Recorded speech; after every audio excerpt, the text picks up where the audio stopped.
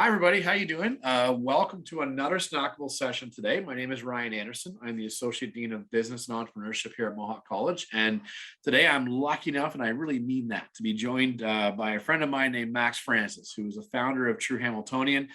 He's here to talk about his journey in entrepreneurship, the why the heck he started, what was the original idea, and some of the challenges he's had along the way. So without further ado, I'll introduce you to Max, who'll tell you a little bit of himself and his business. Max.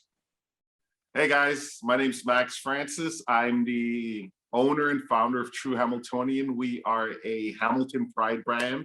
So basically what we do is we help promote what a great community Hamilton is. Sorry, go ahead. No, after you, Max, after you. I was going to say that's one of the many things that I do. I've also been the host of the Hamilton Tiger Cat for several years. I've hosted the Hamilton Honey Badgers, the local basketball team. I've been acting for 15 years, so I've been in a ton of movies, TV shows, commercials. So I try to do things that get me excited to wake up in the morning. So all the things that I do are things that get me excited. So Hamilton is home is definitely something that gets me excited, but there are other aspects to my life as well. It's interesting because I always say, Max, and you're sick of me saying this, but you really are your brand. And it's something that, as local entrepreneurs, we really have to focus on is growing your brand. And when you start out, you don't have a staff, you don't have a sales staff, you don't have a marketing team, you got you. And I know, as someone who's been on both sides, but as an entrepreneur and also buying from entrepreneurs, often I would buy who the person was before I would buy the product. Would you agree with that? Yeah, absolutely. It's something that, you need to earn that trust and also have someone believe in that person on the other side of the table as well. And the interesting thing about your journey as well is you're not a Hamilton born person, are you? No, I'm originally from Fort Lauderdale, Florida. What brought you up here? Like most things, it's a girl. Because it's funny, we have a lot of international students. We have a lot of students who are new to this community as well, and there's different reasons all the time that bring us here, but often people in this community stay because of the opportunities for entrepreneurs and for businesses too, don't they?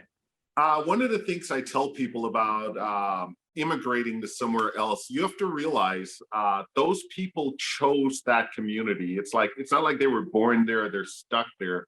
They chose that community. So for them, it's a conscious choice. So they're going to try harder, they're going to work harder. And not only that, I feel like they're more invested because it was a conscious choice on their part. As is a business, right? I mean, Yeah. you can start to work for a company, you can become an employee of someone else's business, but to go out as an entrepreneur, it's a venture. It's scary. It's a real leap, but man, is it exciting, isn't it? It is. There are days where you feel like you're on top of the world, and then there are other days where you don't want to get out of bed. But it is definitely a one of a kind experience. Can you tell us a little more about your journey to entrepreneurship? I mean, when did you wake up and just have this crazy idea, and what were those original steps? So here's the thing about me being an entrepreneur. My mom and dad were both entrepreneurs, so it's something that I grew up around and I knew it was possible. So when I decided to do it, it wasn't something that I felt was impossible because I saw my parents do it. So I think it's key when you're growing up and you see other people do things that in your mind that you can do it also. I was working a 9-to-5 job. I was working for an engineering company in Burlington. And I had been working there for 13 years. Great job, great benefits, the whole 9 yards. And in my spare time, I was doing a lot of acting. So with acting, all of the casting agencies are in Toronto. So even though I live in Hamilton and I love Hamilton, if you want to get cast for a part, you have to go to Toronto to the casting agency. So I was constantly making these trips back and forth to Toronto. And every time I would go to Toronto, they would always ask me, where are you from? Where do you live? And I would say Hamilton. And half of them didn't know where Hamilton was. They'd be like, where's that? And I would tell them other side of the Skyway. And every single time I said that, the response was the same. Why would you live there? Like, they were flabbergasted by it. So it pissed me off. I was like, you know what? Hamilton's an amazing city. I love living there. Mm. And I came home and I told my girlfriend at the time, I was like, you know what I'm going to do? I'm going to get a shirt that says I Heart Hamilton and wear it every single time I go to an audition in Toronto. And so I did that. I made a shirt that said I Heart Hamilton. And a good friend of mine at the time, he was a graphic artist. And he said to me, he said, you know what? I Heart Hamilton is a ripoff of I Heart New York. And I was like, yeah, so? He goes, you're a smart dude. Come up with your own slogan. Don't rip off someone else's. And I was like, you know what? You're right. So I came up with 6 or 7 different slogans and I had them all put on shirts. And one of them was Hamilton is home. And every single time I would wear that shirt, whether it's to the grocery store, to my daughter's school, wherever I wore it, people would stop me and ask me where they could get one. So I started making them and giving them away for free to like my friends and their friends and whatever. And after a while, I'm like, I can't afford to keep giving these shirts away. It's costing me a fortune. So I started selling them, and yeah, the rest is history. It's amazing when you talk to entrepreneurs about their journey, and some go in there saying, I want to be an entrepreneur. Others go in there saying, I want to be an actor and I have a t-shirt idea. And away they go. And along the way, there's trials and tribulations. And one of the things I'm always amazed by, you didn't enter into entrepreneurship to be a marketer or to sign legal agreements or to sign contracts, and you just or to balance books. You just had to do those things, right? And so there are obviously things that are outside of your area of expertise. Yes. How have you had to try and handle those things? So for me, what I found is, and it's the best advice I've ever gotten, there are people that are really, really good at what they do. So hire those people and let them do their job, whether it's an accountant, whether it's someone who does graphics, whether it's someone who does print, whatever it is, the job is that you need done, you find someone that's really good at it and you hire them and let them do their job. It's interesting because that's something that entrepreneurs sometimes in the early stages don't think about, that because there's a lot more money going out than there is coming in. And it's always the old adage, I can't afford to advertise, and often I would say, well, can you afford not to advertise? Because without that you don't bring money in. And sometimes for an entrepreneur, the biggest decision they can make is to realize that they're actually not the expert in a piece of their business and to get some help. And that's more of an investment than it is a cost, because in the long run, it really does help you out, doesn't it? It So, does. yeah, go ahead. For the first year or two, I definitely did everything myself. But once we made enough money, then I started outsourcing different branches of the business. Was that the time when you realized that, I'm in this for real, and this is real now?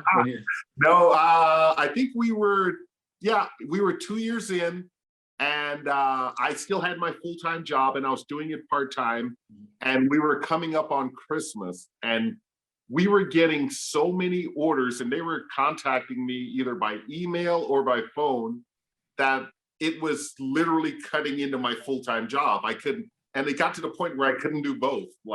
So at that point I had to make a decision. Like I either had to stick with my full-time job and stop doing that, or I had to quit my full-time job and jump into this full-time. So at that point, I spoke to all my family and friends, and they had a very unique perspective. They were like, you're quitting a great job to sell t-shirts. I'm like, well, no, I'm not selling t-shirts. I'm selling an idea. But in their minds, it's like, you're quitting a great job to sell t-shirts. So they were all against it. Like everyone told me I was crazy. They all told me not to do it. Most people told me I'd be back begging for my job within a year. So I sat down and I basically just listened to myself. I felt that I came up with something that was really great, and it's something that I believed in and something that I wanted to pursue. And I quit my day job and started doing it full time. And that was 8 years ago. So I guess I'd say two things. Number one, be confident betting on yourself, because as yes. an entrepreneur, you have to. I'll ask you a question. I think knowing you, I know the answer, but was that scary to you? No, not at all. I thought in the back of my mind, I can always find a full-time job, but how many opportunities am I going to have to do something as cool as this? one of the things that I really admire about you, Max, is that you don't have that fear of failure, and you don't have that sort of, well, what do I do and it doesn't work? You just say, what do I do? And if it doesn't work, I'll do something. And that's something that I really would want our audience to understand is, as an entrepreneur, there's a lot of likelihoods that in a lot of things, whether big or small, you're going to fail. You may also screw things up. But to know that that might happen, to have a plan or have that resiliency is I think one of the biggest traits you can possibly have, isn't it? No, absolutely. And honestly, it's not all sunshine and rainbows. I've definitely encountered a lot of roadblocks. I've encountered a lot of issues. And there have been times where I thought, Rick, we may not be here in a week or a month or whatever. But as long as you wake up every morning and you give it your all, you'd be surprised at how amazing things can go. Like, Interesting. So let's we'll wrap up, and I like to wrap these sessions up by saying, what's the one tip you'd give to entrepreneurs that are watching this, people who are thinking about being entrepreneurs, or also entrepreneurs who may be challenging right now? What's that one thing you'd say to them? my tip that I always use, and it's an Oprah Winfrey quote. She goes, "If you're afraid of what people are going to say about you, you're not ready for success." And Wow. for me, that's the key. Like, don't worry about what anybody else thinks. You know what you need to do. Just get out there and do it. Execute. That's awesome. I'm going to write that quote down. I never thought I'd write an Oprah quote down today, but I'm going to do that because I really think that's, entrepreneurs get into business for themselves for a myriad of different reasons, whether it Yeah. be a product, whether it be a family business, Yeah. whether it be an idea, whether it be a passion. I think sometimes those first steps are the hardest ones you can possibly take, aren't they? Is to either, They produce a they are. brand, to incorporate, to market, to tell people that I quit my job and I'm crazy. Yeah. Those things are hard, aren't they, Max? And I think that's a Oh great man. quote to live Yeah. by. They really are. I'm pretty sure all my friends thought I was crazy for the first year or two. Well, look at them now, right? They're probably wearing your clothing now as they talk They to you. are. So, well, listen, my friend, as always, it's just fantastic catching up with you. I know that you're in some other sessions too, but I really want to sincerely thank you for your time and the input that you're giving to our sessions, as well as the people that are watching today. It means a lot to us, and I know there's a lot they can learn from you, Max. Thank you for having me. I All right. appreciate it. Take care, my friend. Bye.